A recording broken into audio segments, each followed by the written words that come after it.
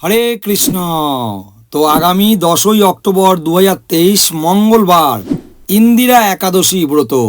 এই একাদশীটি আশ্বিন মাসের কৃষ্ণপক্ষের একাদশী।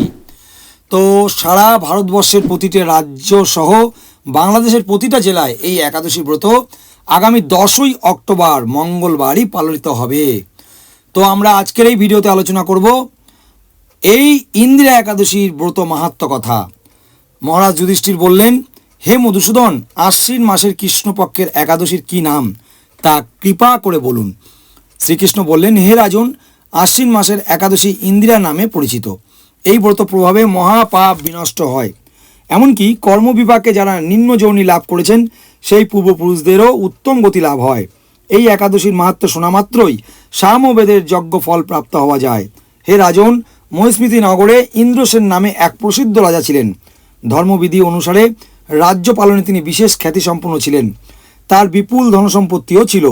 পুত্র পৌত্রাদি সহ তিনি সুখে রাজ্য পরিচালনা করতেন। বিষ্ণু ভক্তি পরায়ণ সেই রাজা নিরন্তর শ্রী গোবিন্দ নাম গানে মগ্ন থাকতেন। একদিন রাজা সুখে রাজসভায় বসে আছেন। এমন সময় দেবশ্রী নারদ স্বর্গ থেকে সেখানে এলেন। তাকে দর্শন করে রাজা হাত জোর করে উঠে দাঁড়ালেন। দণ্ডবাদ প্রণাম করে মুনিকে আসন, পাদ্য, অর্ঘ্য আদি ষোড়শ উপাচারে পূজা নিবেদন করলেন। তারপর বললেন, হে মুনিবর, আপনার দর্শন মাত্র আমার যাবতীয় যজ্ঞ ফল লাভ হয়েছে। এখন আপনার আগমনের কারণ জানিয়ে আমাকে কৃতার্থ করুন। দেবশ্রী নারদ বললেন, হে মহারাজ, অতি বিস্ময়কর এক কথা শ্রবণ করুন। আমি এক সময় যমলোকে গিয়েছিলাম। সেখানে যমরাজের সভায় বহু পূর্ণকারী আপনার পিতাকে দেখলাম। ব্রতভঙ্গ পাপে তাকে সেখানে যেতে হয়েছে। হে রাজন, আপনার পিতা যে সংবাদ প্রেরণ করেছেন আমি এখন তা আপনাকে বলছি। তিনি বললেন, হে ঋষিবর, মহিস্মৃতির ইন্দ্রসেন রাজা আমার পুত্র।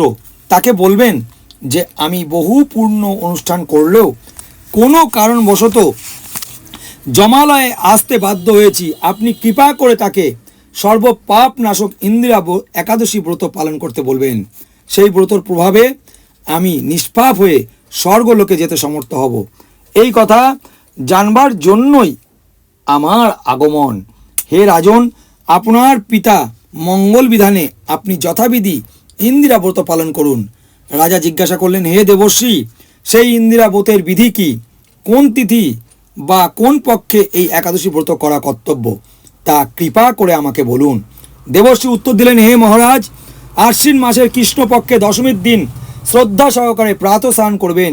মধ্যাহ্নে ভক্তি ভাবাপন্ন হয়ে পুনরায় স্নান করবেন এবং রাত্রিকালে ভূমিতে শয়ন করবেন।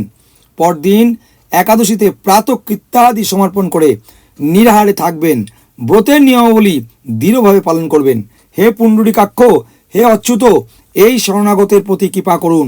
এইভাবে শ্রদ্ধা সহকারে শালগ্রাম পূজা করে পিতার উদ্দেশ্যে ব্রতের ফল অর্পণ করবেন। দ্বাদশীর দিন সকালে ভক্তি ভরে শ্রী গোবিন্দের পূজা করে ব্রাহ্মণ ভোজন করিয়ে অবশেষে নিজে মহাপ্রসাদ গ্রহণ করবেন। হে রাজন, বিধি অনুসারে শ্রীহরি এবং ভক্তদের অর্চন করলে আপনার পিতৃবর্গ মুক্তি লাভ করে শীঘ্রই বৈকুণ্ঠে গমন করবেন। রাজাকে এই উপদেশ দিয়ে দেবশ্রী নারদ প্রস্থান করলেন। রাজা ইন্দ্রসেন মুনিবরের উপদেশ অনুসারে পুত্র পরিজন সহ ভক্তি সহকারে এই ইন্দিরা ব্রতের অনুষ্ঠান করলেন। তখন দেবলোক থেকে পুষ্পবৃষ্টি হতে লাগলো এবং তার পিতাও বিষ্ণুলোকে গমন করলেন। তারপর রাজা ইন্দ্রসেন নিজ পুত্রকে রাজ্যভার অর্পণ করে নিজেও বিষ্ণুলোকে ফিরে গেলেন।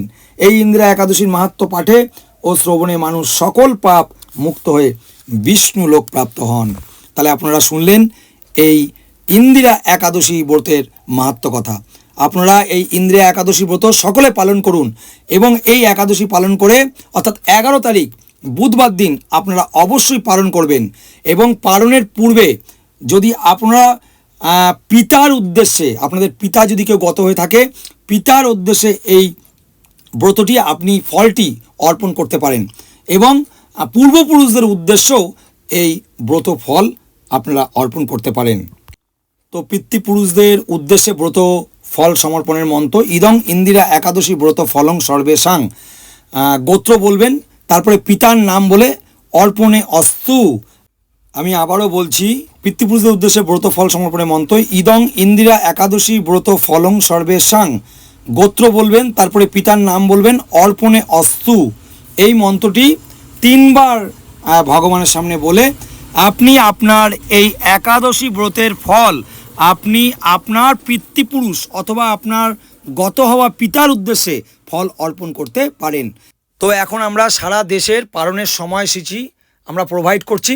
আপনারা নিজ নিজ স্থানের আপনারা সময় মতন অবশ্যই পালন করবেন। একাদশী করবার পরে পালন কিন্তু অবশ্যই করতে হয়, নাহলে পূর্ণ ফল পাওয়া যায় না।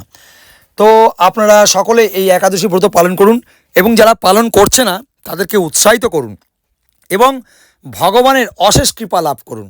ঠিক আছে? হরে কৃষ্ণ, ধন্যবাদ, সকলে ভালো থাকবেন।